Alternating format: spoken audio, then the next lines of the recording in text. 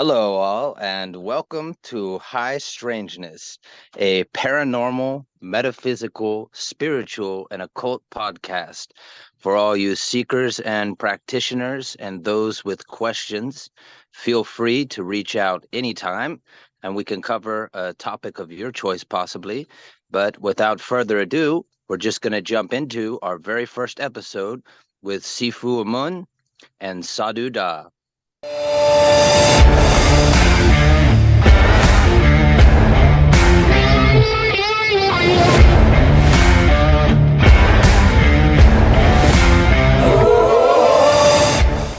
What's the most important thing you've learned in the past year and a half?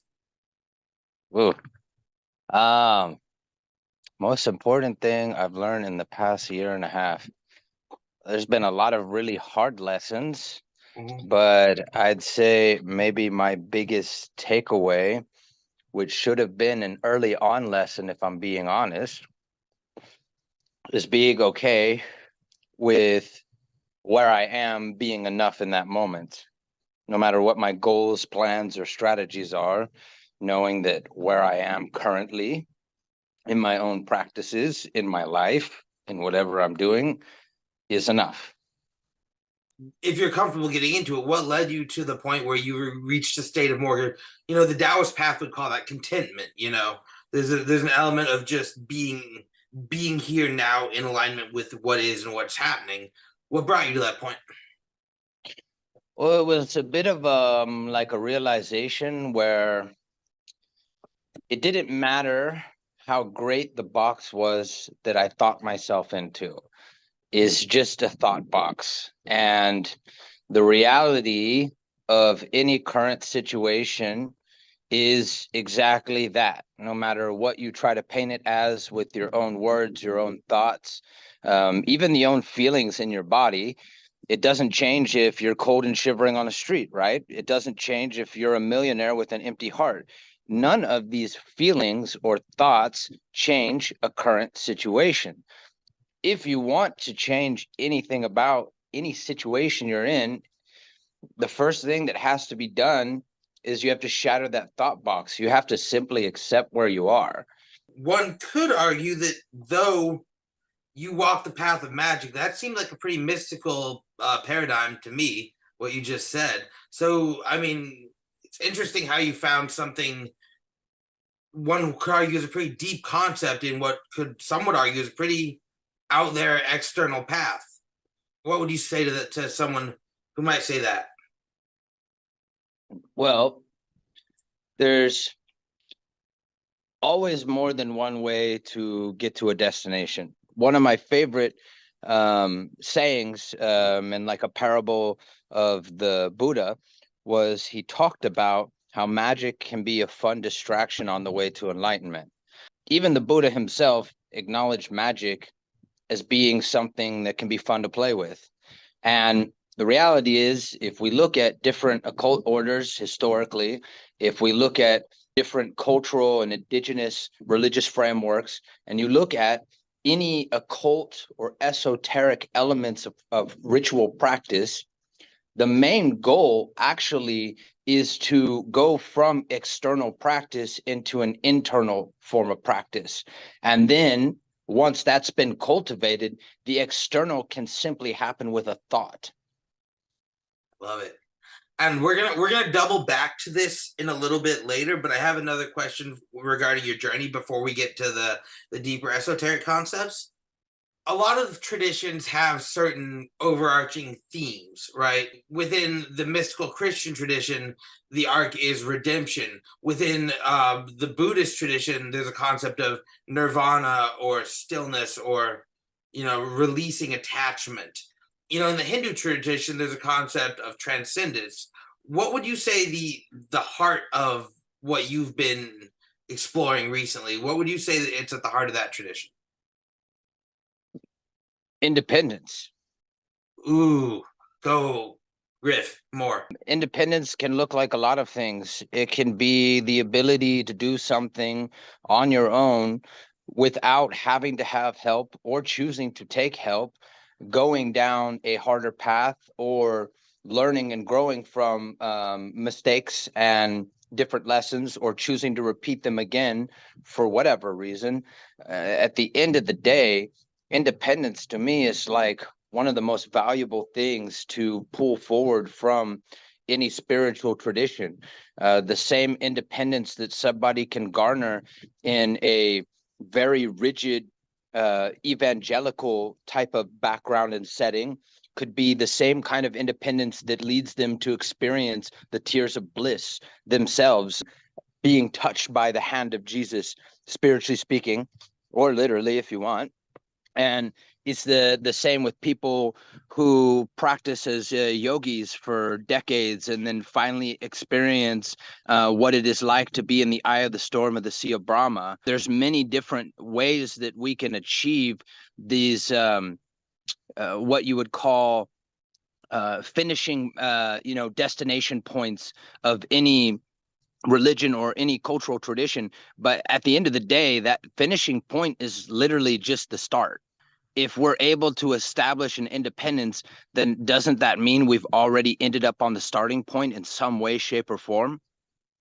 Yeah, I would argue it does. But the caveat from that though, like what I'm curious about is the specific path of Thai shamanism.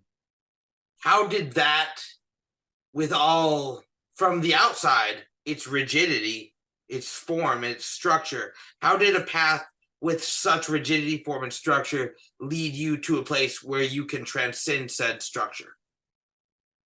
There's an interesting concept when we're talking specifically in the path working of the Lucy. So the Lucy, they're considered to be like these wizened sage hermit type of deities, and there's more than 108 of them. They all have various different roles.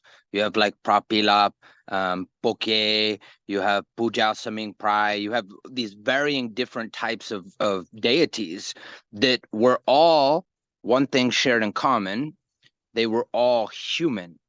So at some point, they were human, and upon their death state, they transcended into a deity. They were deified. And they were all specifically, they were deified by the Lord Buddha. We see that a man gave another man the power to be a god. If we are looking at this in the most simplest fashion, this same man said that these other people who are taking paths to enlightenment are doing it all wrong. They're making it harder on themselves. There's a middle way, right? So he found this middle way. This is what stood him out among the ranks of many countless Buddhas that have existed long before the historical Buddha, Gautama, right? So it gets me thinking, if this man is sitting there saying there's a different way, and then in his own words, he's deifying these other men upon their death state, then who's to say someone can't achieve something in the same realm of what E.A. Koetting would say? Become your own living God, You, right? bro. That was my next question. No, you're not allowed to go there yet. That was I thought I was gonna look hella smart by dropping that next. Oh, you suck. Okay, fine. Fuck it. Take it. Fine. Expound. So my next question was gonna be: so how does one relay that with a more like first chakra based desire for power to become a living god? Like that's been tried, and it didn't go well for the people trying it. Let's differentiate what we understand to be black magic and white magic. It's a pretty good place to start. Okay, So, in my tradition, black magic isn't actually a negative thing. Black magic is defined as specifically working with ghost or basically animal parts, anything like this, right? So, white magic is considered to be working with plants, working with nature directly. You could make the argument, if we're going to use the terminology of good and evil with black and white magic, that I could perform black magic using white magic. I could use plants, which we consider to be white magic, to make a powerful poison or a curse that uses like nightshade and belladonna, right? So technically, you would call that black magic. So I would say more so we need to go by intention, because at the end of the day, it's all just technology. The same magic that can be used to resurrect, the dead, right? This same type of magic can be used to take life away.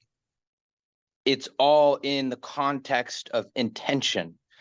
So when I look at somebody that wants to become a living God, see, their intention is already wrong because they selfishly want to attain this.